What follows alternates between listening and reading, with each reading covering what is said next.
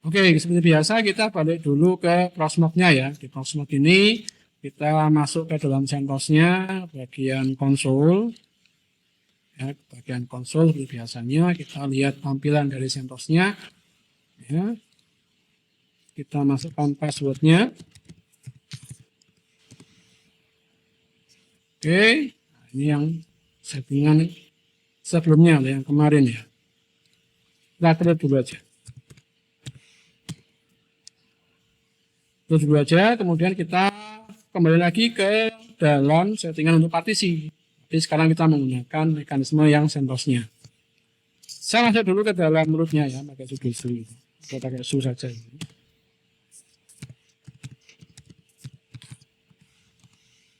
Oke, saya sudah masuk ke root, kemudian saya install dulu. DNF install untuk gdisk ya, gdisk yang nanti akan digunakan sebagai mekanisme untuk partisinya, gdisk min g. Oke, dia sudah terinstall di situ. Kemudian kita cek dulu gdisk dev vdp non-GPT damage detected dan sebagainya. Oke, kita sedikit untuk continue. Ukurannya 25 ya. Partisinya dia belum ada. Jadi kita bikin baru aja, enggak apa-apa lah.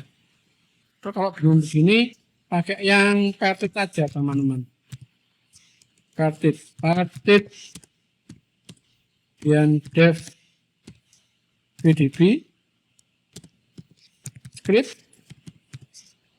ya, kita make label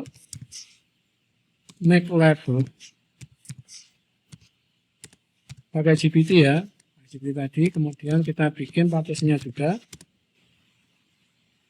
primary partisinya seperti itu. Primary sistemnya modelnya adalah XFS yang kita gunakan di semua ukuran dari disk 2-nya ini atau VDP-nya ini.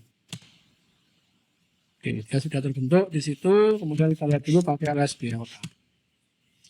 Ya, dia ada VDP 1. Ya. 25 sekian. Dia sudah ada di situ. Selanjutnya kita cek juga ya.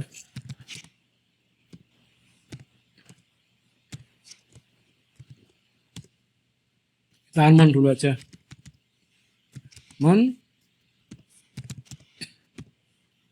Biji storage-nya. Nanti ketika di restart dia akan balik lagi.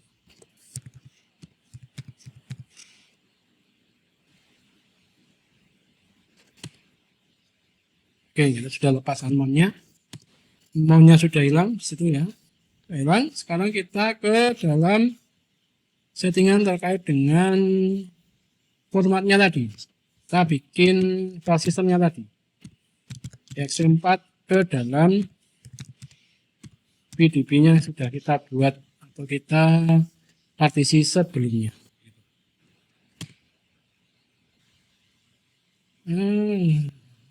Oke. Oke, sekali lagi rekan-rekan kita menghadapi case yang mirip dengan tadi ya. Jadi dia masih dipakai. Karena itu kita perlu untuk melepas dulu settingannya. Kita perlu melepas dulu settingannya rekan-rekan. Kita pantau dulu pakai LS ya. Dev mappernya apakah dia ada isinya ya. Jadi biji storage-nya kita perlu lepas dulu. Pakai di setup remove dev mapper biji storage. Oke, kita sudah lepas. Sekarang kita coba lagi untuk bikin file sistemnya. Ya, dia bisa terbuat sekarang. Oke. File sistem sudah terbuat seperti itu rekan-rekan. Kita pun sudah cek semuanya. Kemudian kita sekarang perlu untuk menyimpan UID-nya ke dalam settingan di fstab untuk mempertahankan apa yang sudah kita lakukan selama ini. Kita pakai saja menggunakan toolkit seperti itu. Belum ke klik ya. Toolkit /dev /vdb. Gitu. Oke, UID sudah oke dan sebagainya. Sekarang kita echo aja. Echo untuk UID ini supaya dia nanti bisa kita masukkan langsung. Ya, masukkan langsung ke dalam fstab-nya. Gitu. UID-nya adalah di 94A 7B 45A /8 F6A. Oke, kita sudah tuliskan ya rekan-rekan ya UID-nya seperti ini. Kita pakai echo saja. UID kemudian mount alamatnya kemana kita. Ini kelihatannya bukan data ya, tapi storage. Kita coba dulu pakai data. Tipenya apa? Kemudian default ke sini. Di belakangnya 0 ini kita kasihkan petik 2. Kemudian sudo T, masukkan ke dalam file etc fstab. Oke, dia sudah input rekan-rekan. Dan sekarang kita tinggal mountkan dulu. Mount min dulu ya. Mount min A. Mount point-nya tidak muncul ya rekan-rekan ya. Mount point-nya tidak muncul, jadi kita edit dulu. Kita cermati dulu untuk mount point-nya. Kita coba scroll ke atas dulu. Mount point kita di apa sebenarnya? Oh, di project. Namanya mount project di situ. Karena mount project kita edit dulu di dalam file etc fstab-nya. Oke. Nah, ini terjadi kesalahan kan? Namanya bukan database project. Kita sesuaikan sekalian aja.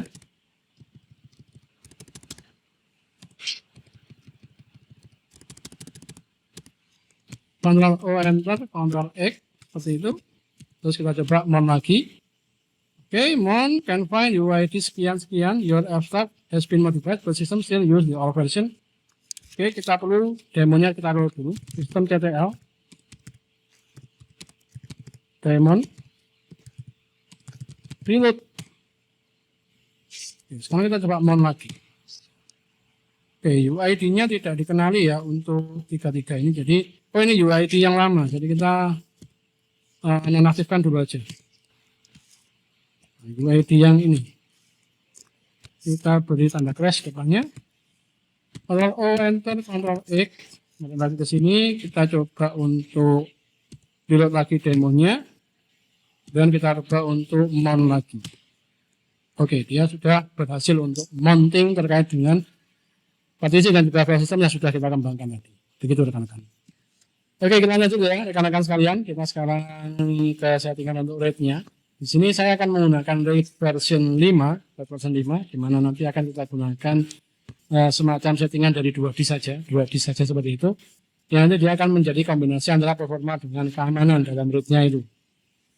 Kembali lagi kita menggunakan yang namanya SPLK untuk memantau ya kan, terkait dengan ketersediaan direktori dan juga ketersediaan terkait dengan media-media penyimpanan khususnya di dalam sistem kita ini.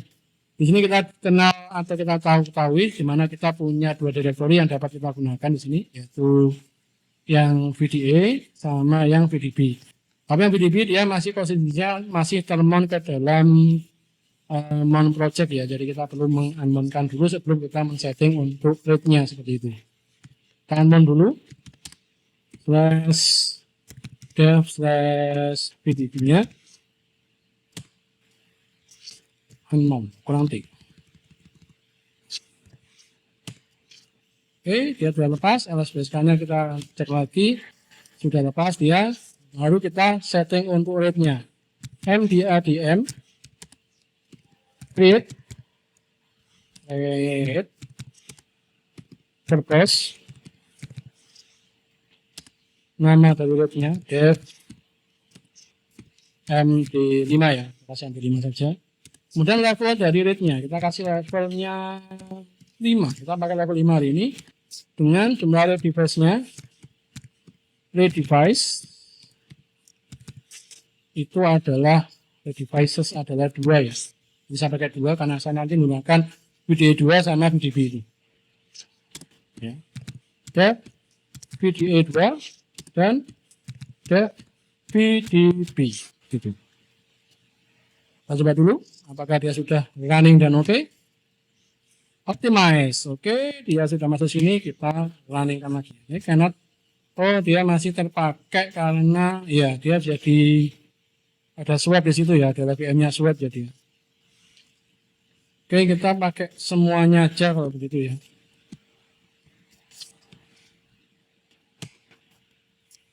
Yes. VDA-nya tidak mau terbuka. Oke. Untuk mengakalinya mungkin kita bisa buat partisi dulu ya. Kita buat partisi dulu, kita menggunakan yang namanya parted lagi seperti tadi. Kita pakai parted in A OPT arahkan ke VDB-nya. Make part, bikin partisi. Primary, ya, primary lagi kayak tadi ya kan. Kita sistemnya ext4, ukurannya yang 0%, separuh dulu ya, sampai 50%. Oke, kalau dia tidak mau pakai ext4, dia maunya pakai ext2.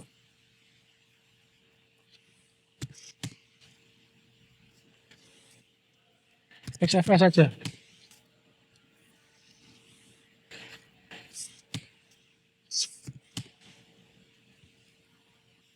Oke, valid number dia. Oke, kita buatkan dulu ya. Buatkan dulu yang GPT-nya dia. Supaya dia nanti bisa kita partisi seperti itu. Make label GPT. Yes. Oke, MVC subnya ya. Kita dudukkan nanti. Kalau dilihat di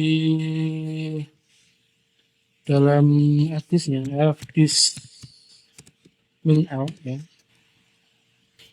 Oke, dia VDB-nya sudah jadi GPT. Oke. Sekarang kita bikin partednya dulu ya. Partednya untuk dia. Kita pakai SFS saja, XFS saja untuk file sistemnya. Kemudian bikin lagi yang satunya ukurannya 50 sama 100. Oke, kita cek lagi di habisnya itu ya dia sudah muncul. Oke, kalau sudah muncul begini berarti kita bisa melakukan cek dulu market VDB print. Oke, dia sudah oke di sini ya. Sekarang kita masuk ke settingan rate-nya lagi ya. MDM ini dimana dua device yang kita gunakan yaitu yang namanya VDB 1 dan juga VDB 2 kembali lagi. Atau mungkin kita sesuaikan lagi ya rekan-rekan ya. Dua device saja wis, device yes. Oke, default version meta bla bla bla bla dia sudah masuk ya sekalian. Untuk settingan di root-nya kita coba hasilnya dulu. Cek dulu hasilnya. Flash plot MD statistik startnya bagaimana? Root-nya aktif, dia version 5 ya di situ ya, version 5 di root-nya. Jadi dan sekian cangnya berapa dan style algoritmnya apa yang digunakan. Terus sekarang kita cari detailnya MDA. Terus sekarang kita cari detailnya MDA DM detail dan nama dari rate-nya tadi MD5 gitu. Oke, dia keluar ya rate 5. array-nya sekian, depth size-nya sekian, yaitu device-nya root-nya 2. Super block is persistent, kemudian dia state-nya ada clean, decode sama recovering, ya, jadi nanti dia ada backup-nya di situ. Table size-nya masih 30%, jadi 37% dia masih dikonfigurkan lagi di dalamnya pada settingan rate-nya seperti ini. Versi yang dipakai sekian, bikinnya tanggal sekian, jam sekian, tahun sekian, seperti ini. Bitmap, namanya localhost, local domain, UID-nya sekian. Dia nanti masuk ke sinkronisasi ke VDB1, rebuilding-nya ke VDB2. Itu rekan-rekan. Yang aktif hanya yang VDB1, jadi nanti kalau nyimpen di root-nya itu yang VDB1 yang aktif, dengan nyimpennya ke VDB1 nanti akan tersinkronis ke dalam VDB2-nya, gitu. Sekarang kita make file system-nya dulu, mk xfs-nya ke dalam root-nya tadi, md5, gitu. Oke, dia masih proses, rekan-rekan.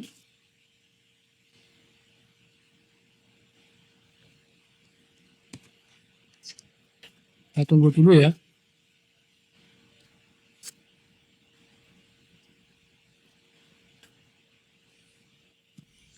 Kemudian kita buat untuk directory baru menggunakan mkdir di mount-nya tadi. RAID 5. Untuk nanti kita memountkan yang namanya RAID ini. Panjang ini. Mount. md5 ke dalam directory mount yang oke, dia sudah masuk. Kita cek menggunakan ini dan kita coba monitor terkait dengan activity-nya. Ukurannya sekian, dia termount ke dalam mount RAID 5. Oke, itu tadi adalah mekanisme konfigurasinya ya rekan-rekan ya, baik kita menggunakan login Linux maupun di CentOS. Termati kembali untuk beberapa coding, beberapa syntax, beberapa perintah, karena penggunaan RAID maupun konfigurasi di file system ataupun konfigurasi di dalam partisi itu cukup menjebak apabila kita masih menggunakan konfigurasi yang lama seperti mount yang sudah kita buat pada start sebelumnya. Kita perlu melepaskan beberapa konfigurasi itu terlebih dahulu sebelum kita melangkah ke dalam tahapan selanjutnya. Saya akhiri dulu untuk materi pada sesi kali ini. Terima kasih sudah menyimaknya dan juga sudah mencoba mempraktekannya. Wassalamualaikum warahmatullahi wabarakatuh.